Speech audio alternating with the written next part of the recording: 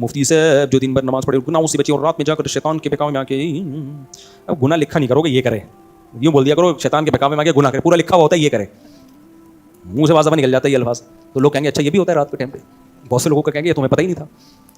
तो इसके लिए क्या हुक्म है? तोबा है भाई, और क्या है? ये नहीं कि नमाज रोजे छोड़ दे, तोबा करे, तोबा। ये जो आम तौर पे नौजवानों में आजकल आमतौर पे गुनाह है ना, हैंड प्रैक्टिस का गुनाह, तोबा करो फिर हो जाए, फिर तोबा करो, फिर हो जाए, फिर तोबा करो। और छोड़ने के लिए क्या करो? अपने लिए सज़ा मुतय्यन करो। अपने ऊपर कसम ना खाओ कि अगर मुझसे ये हुआ तो मुझ पर लाजिम है। ये नज़र मन्नतें और कसमें बहुत मसला बन जाती हैं। पक्का आज़म करो जब मुझसे ये गुनाह होगा मैं इतने पैसे सदका करूँगा या मैं इतने रोज़े रखूँगा। ये बहुत अहम बात है, इसको सुने। इससे फ़ायदा क्या होगा? अच्छा, शैतान पता है क्या करता है?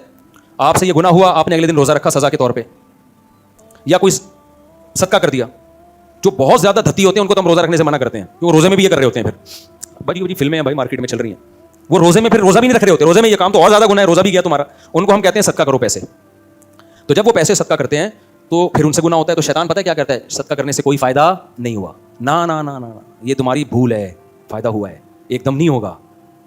फिर अगर हो गया है सदका करो, फिर हो गया है सदका करो, तौबा भी करो, सदका भी करो, होगा। पता है क्या? कुछ दिनों में ये गुनाह अगर दिन में 6 दफ़ा हो रहा था तो 3 दफ़ा हो जाएगा, 3 दफ़ा हो रहा था तो 2 दफ़ा हो जाएगा, 2 दफ़ा हो रहा था तो 1 दफ़ा हो जाएगा। और बड़ी बात यह है कि बिलफर्ज गुनाह नहीं भी छूट रहा तो जिस पलड़े में गुनाह आके रखे जा रहे हैं, नेकी का पलड़ा भी तो भारी हो रहा है ना उसी हिसाब से।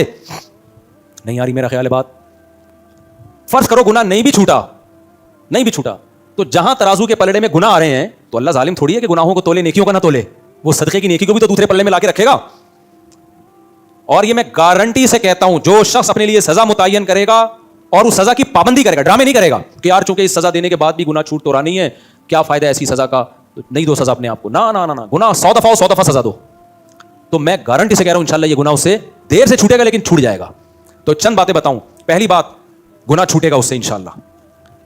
नहीं छूटा कम हो जाएगा, तो ये भी कम फायदा है क्या भाई? एक बड़ा चोर है एक छोटा चोर है, तो दोनों में फर्क है ना। चप्पल चोरी करते हुए पकड़ा जाए तो क्या क्या करोगे उसके साथ? ये थोड़ी कि जेलों में डाल दोगे उसको और वही वो कौन है यार, नैप वाले आ जाएंगे, ऐसा थोड़ी होगा। और एक करोड़ों रुपए की चोरी करना, बतौर मिसाल, जो अभी क्या मिसाल दूं सबको बताइए। तो इससे पहला फायदा क्या होगा?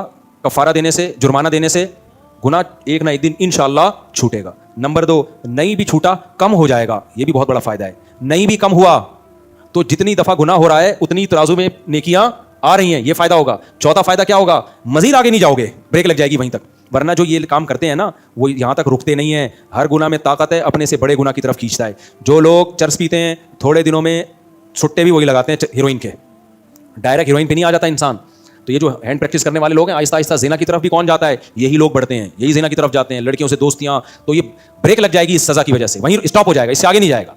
तो इसलिए ये काम किया करो। अगर कोई गुनाह हो जाता है ना, तौबा करो, रोको अपने आप को, शादी करो, सबसे पहली बात तो ये, और सदका किया करो या रोज़ा रखा करो। रोज़ा वो रखे जो बहुत ज़्यादा लत नहीं हो गई है, जिसको बहुत ज़्यादा लत हो गई है ना, तो वो भी रोज़ा रखने का फ़ायदा नहीं होता। अच्छा।